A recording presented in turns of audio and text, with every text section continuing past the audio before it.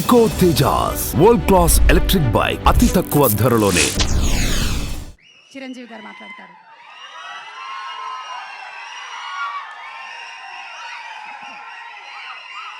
Thank you so much. Thank you. అందరికీ నమస్కారం. ఇలాంటి ఫంక్షన్స్కి రావడం మూలంగా ఇక్కడున్న ఎనర్జీ నాకు ఎంత ఉత్సాహాన్ని ఇస్తుందంటే అంత ఇంత కాదు. వచ్చే ముందు కొంచెం డల్గా వచ్చినా సరే ఇక్కడి నుంచి ఎనర్జీతో వెళ్తున్నాను. అంత ఎనర్జీ ఇచ్చిన ప్రతి ఒక్కరికి, యూనిట్లో ఉన్న ప్రతి సభ్యులకి, ఆహ్వానితులకు, అభిమానులకు అందరికీ నా హృదయపూర్వక నమస్కారాలు, ధన్యవాదాలు తెలియజేస్తున్నాను.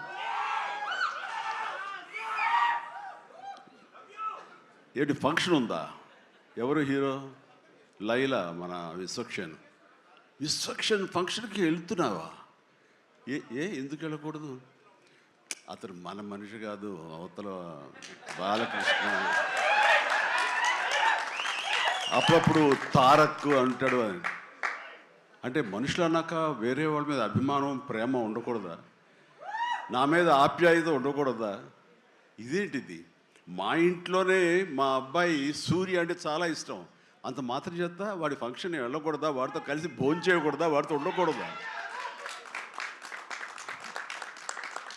అలాగే మరి మూర్తి గారు అడిగారా, నాగేంద్ర అడిగారా, ఎవరు అడిగారో తెలియదు కానీ అక్కడ ఉన్నారు, వెళ్ళిపోయారు మూర్తి గారు. తెలియదు కానీ నేను ఆ క్లిప్ చూశాను, వాయిస్ గుర్తు లేదు. మీరు బాలకృష్ణ కాంపౌండ్ కదా విశ్వక్షేణ్, ఇప్పుడు మెగా కాంపౌండ్ నుంచి ఆయన ఎలా వచ్చారు అని చాలా చక్కగా సమాధానం చెప్పాడు. మా ఇంటికి కాంపౌండ్ ఉంది కానీ ఫిలిం ఇండస్ట్రీ కాంపౌండ్ లేదని.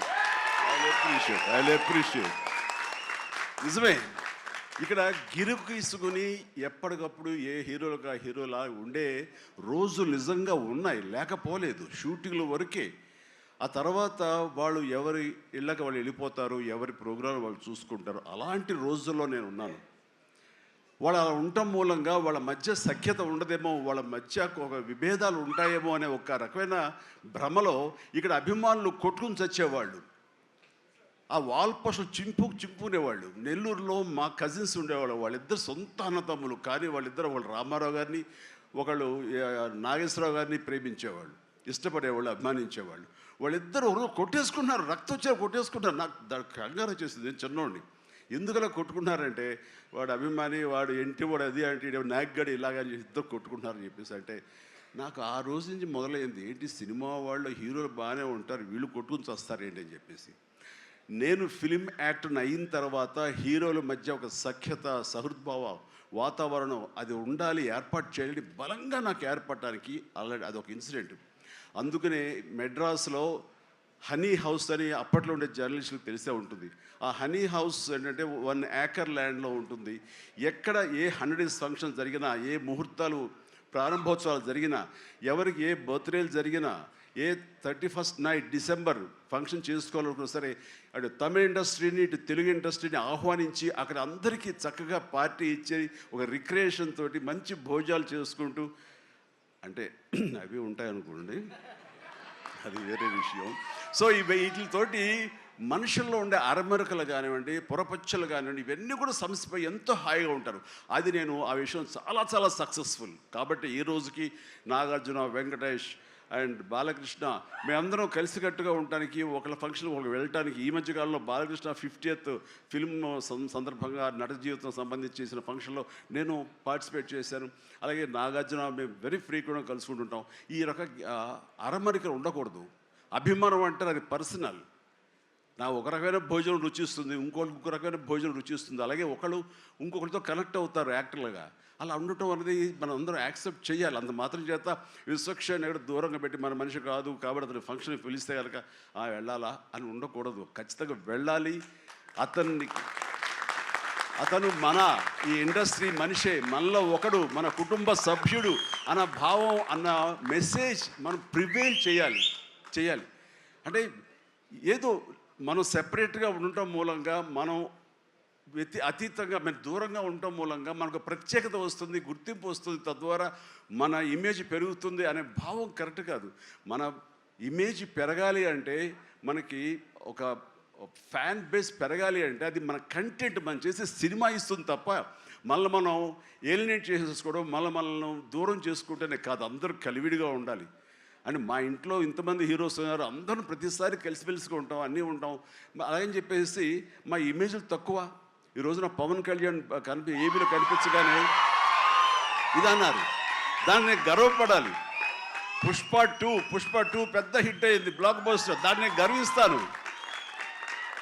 అండ్ తర్వాత ఒక్కోసారి సినిమాలు ఆడచ్చు ఆడకపోవచ్చు, కానీ మనం ఏవైనా సరే ఇండస్ట్రీలో ఒక సినిమా ఆడింది అంటే ప్రతి ఒక్కరు హర్షించాలి.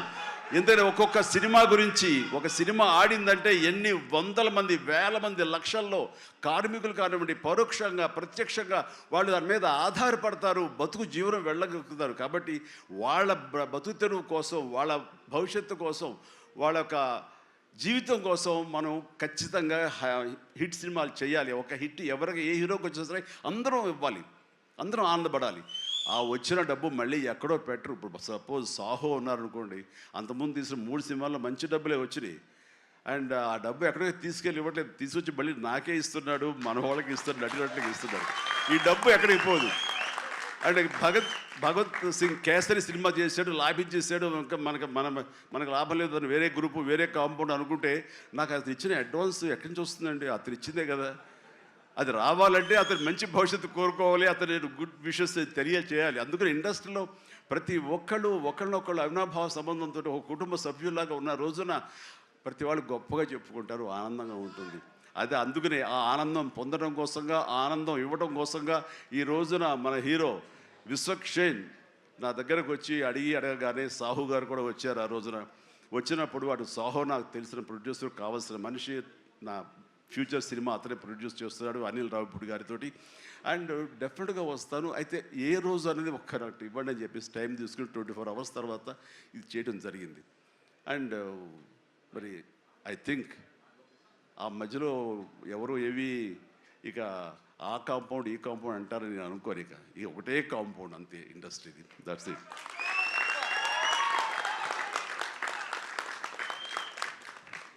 ఇక ఈ సినిమా ట్రైలర్ చూసిన తర్వాత నాకు ఎక్కడో మనం ఉండే పెద్దరికాంతో మనం సంసార పక్షంగా ఉంటున్నాం, మన కుటుంబం అని, కానీ ఎక్కడో అన్నగారిపోయినటువంటి ఉంటే సరే అది ఆ కోరికలు గబుక్కుని పెళ్ళు బుక్కింది. ఆఫ్టర్ ట్రయల్ మనిషి కొంచెం మోటుగా ఉన్నాడు, ప్రౌఢలాగా అనిపిస్తున్నాడు, కానీ గ్లామర్ తగ్గలేదు, కసుక్కని అనిపిస్తున్నాడు. ఈ అమ్మ అసలు అది విశ్వక్షేణ్ కాకుండా నిజంగా ఆడపిల్ల అయి ఉంటే ఎక్కడో గుండె జారి కొంచెం గల్లంత అయ్యేదేమో అనిపించింది ఆ మురుగు నాకు.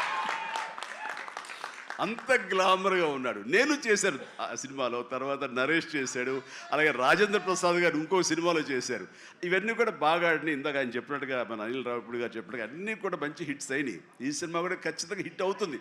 అది హిట్ అవ్వాలని కోరుకుంటున్నాను. హిట్ గ్యారంటీ ఈ సినిమాని.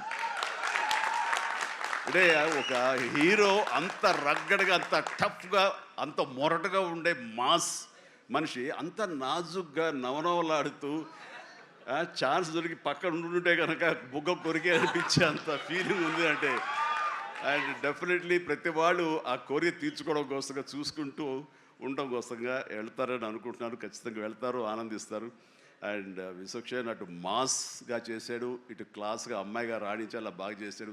అండ్ కథాంశంలో రామ్ నారాయణ డైరెక్టర్ చాలా ఎంటర్టైన్మెంట్ తోటి కామెడీగా ఉండేలాగా మొత్తం చాలా బాగా చేశాడని సాహు వాళ్ళు చెప్తుంటే కనుక ఎక్సలెంట్. ఈ రోజున అది కావాలి. అండ్ అనిల్ రావిపూడి తీసినటువంటి సినిమా నేను మొన్న చూసినప్పుడు నాకు ఆద్యంతం ఎక్కడ ఏంటి లాజిక్గా ఏమి పట్టించుకోలేదు. అసలు ఎక్కడ ఏం జరుగుతుందో అనేది లేదు. మరి మన పెద్ద ఆయన ఏం రాశారో తెలియదు, కానీ దాని మీద రివ్యూస్ ఎలా ఉన్నారా? ఆయన ఏం రాస్తారో నేను చూడలేదు, కానీ నా లాజిక్ అది పట్టించుకోకపోతే మాత్రం ఆద్యంతం సినిమా నేను నవ్వుతూనే ఉన్నాను, ఎంటర్టైన్ అవుతూనే ఉంది. వెంకటేష్ గారిని వీళ్ళంతా చేశారు. అదే రీతిలో ఈ సినిమా మన రామ్ నారాయణ గారు అదే రకంగా తీస్తారని చెప్పేసి ఎక్కడ ఊపిరి సలుపుకొనివ్వరు, ఎక్కడ లాజిక్ ఆలోచన పెట్టనివ్వరు, బ్రెయిన్ ఉపయోగించనివ్వరు. కేవలం హృదయంతో ఈ సినిమా చూస్తూ ఈ సినిమా ఆద్యంతం ఆనందంగా ఉంటుంది, ఎంజాయ్ చేస్తారని అనుకుంటున్నాను. అండ్ విశ్వక్షేణ్ ఖచ్చితంగా ధైర్యంగా ఉండి ఏం కాదు ఈ cinema block buster. Ram Narayan God bless. And తర్వాత ఈయన కరాటే రాజుగారు అంటారు. ఈయన 18 ఏళ్ళు అయిపోయినాము కదా. ఆ టైంలో నాతో పరిచయం, ప్రజారాజ్యంలో ఆయన ఉండి ఆయన ఒక రాజకీయగా జై జై జై జనసేన. ప్రజారాజ్యం మారిపోయింది.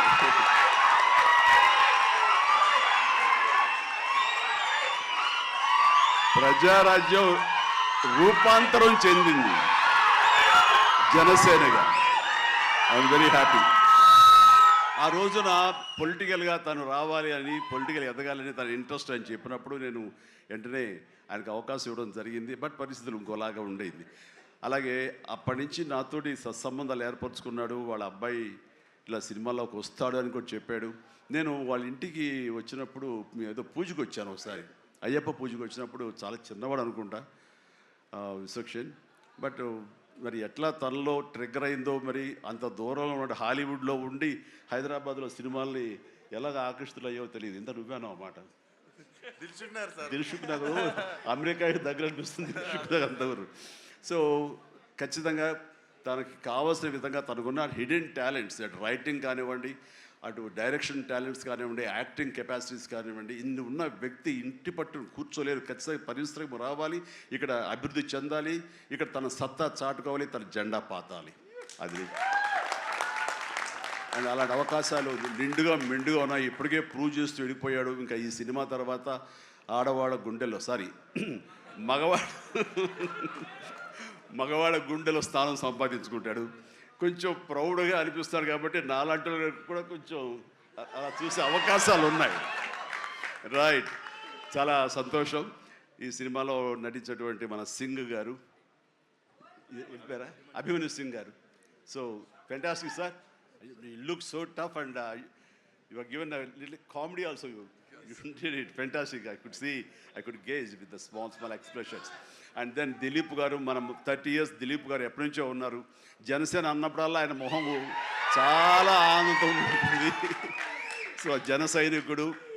అండ్ పృథ్వీ గారికి, అలాగే మా పాత స్నేహితుడు ఆ పృథ్వీ గారికి కూడా నేను మనస్ఫూర్తిగా నా అభినందనలు తెలియజేస్తున్నాను. And very happy. ప్రతి ఒక్కళ్ళు అందులో అనుష్క ఆకాంక్ష చాలా గ్లామర్గా కనిపించింది. అలాగే కామాక్షి, ఇక నేను మర్చిపోలేను పేరు. ఈ టచ్ ద్వారా ఇక తన పేరు మర్చిపోలేను. అందుకనే తను షేక్ హ్యాండ్ ఇచ్చింది. కాబట్టి ఇక థ్యాంక్స్ అమ్మా. కొంచెం అమ్మాయిల పేరు గుర్తుంచుకోవడంలో కొంచెం వీక్ నేను. Right. So you have a great future. Definitely you will come up and Telugu industry definitely welcomes you for both of you. ఇక్కడ మన కామాక్షి ఏదో మాట్లాడుతుంటే నా చెవిలో గుసగుసలాడాడు. మన అనిల్ రావుపూడి ఏం చెప్తాడా ఏంట మళ్ళీ ఏమి వినాల్సి వస్తుంది ఏంటన్నాను.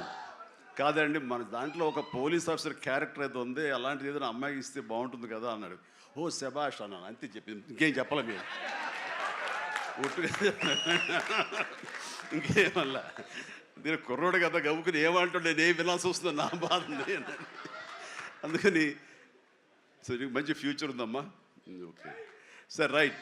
ఇక ప్రతి ఒక్కళ్ళు ఇందులో ఉన్నారు. వీళ్ళందరినీ మనిషికి నా హృదయపూర్వక అభినందన తెలియజేస్తున్నాను. ఐఎమ్ సో హ్యాపీ అమ్మ మీరు అందరికి రావటం అన్నది.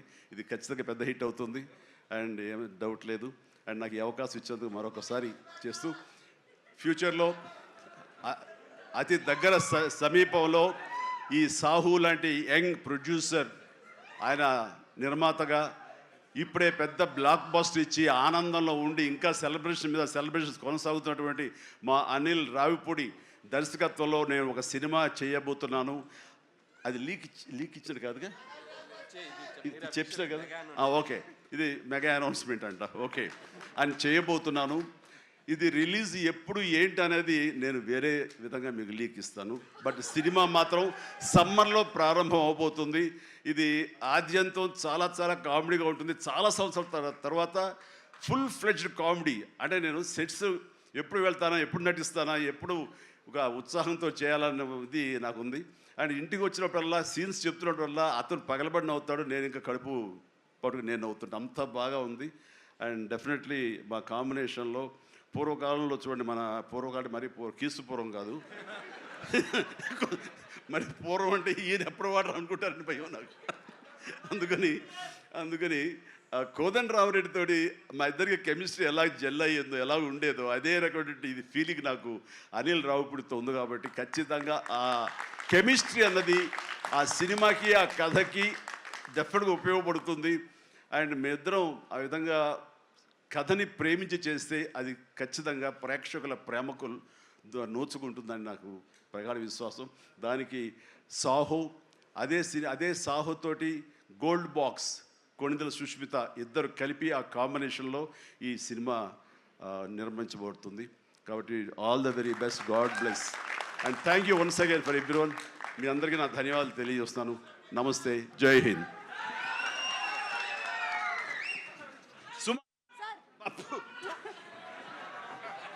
Hello, thank you so much. Thank you so much Chiranjeevi garu.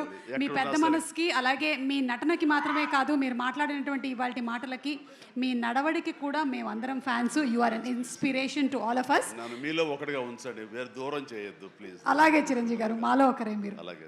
And ఇప్పుడు మా కరాటే రాజు గారు wants to give a special gift to Chiranjeevi గారు. లండన్లో ఏదో లీక్ చేసేస్తాను బాబు. ఇంకొక విషయం, లండన్ ఏంటి సార్? అదే గబుకి రోడ్డుకి వచ్చేసింది. ఒక విషయం లీక్ చేయబోతున్నాను, మళ్ళీ ఆపేస్తున్నాను. పర్లేదు సార్, ఎలాగో కొంచెం చెప్పారు కదా, ఇంకొంచెం చెప్పండి సార్. అంటే నీ విషయంలో నేను లండన్ దాకా రాగలవా? కంపేర్ చేయడానికి ఇలాంటి ప్రోగ్రామ్? తప్పకుండా సార్, లండన్కి వస్తాను. లండన్లో నాకు సన్మానం జరుగుతుంది, నువ్వు వస్తే బాగుంటుందని. నేను తప్పకుండా వస్తాను చిరంజీవి గారు. ఎప్పుడో చెప్పండి, రెక్కలు కట్టుకొని వచ్చేస్తాం. రెక్కలు కట్టు కాదు, ఫ్లైట్లో రా, టికెట్ నువ్వే పెట్టుకో, నీదే టికెట్. నేను ఇంకా లండన్ అంటే వ్యాక్స్ స్టాచ్యూ ఏమైనా తయారు చేస్తున్నారేమో అనుకున్నాను. Okay, so thank you. That's our Chiranjeevi గారు. చిరంజీవి గారి సెన్స్ ఆఫ్ హ్యూమర్కి విశ్వంబర సినిమా తర్వాత రాబోతున్నటువంటి సినిమా పెద్ద బ్లాక్ బస్టర్ హిట్ అవ్వాలని మనస్ఫూర్తిగా కోరుకుంటూ ఉన్నాము. And once again special thanks to Chiranjeevi garu and the complete team. February 14 థియేటర్స్లో కలుద్దాము.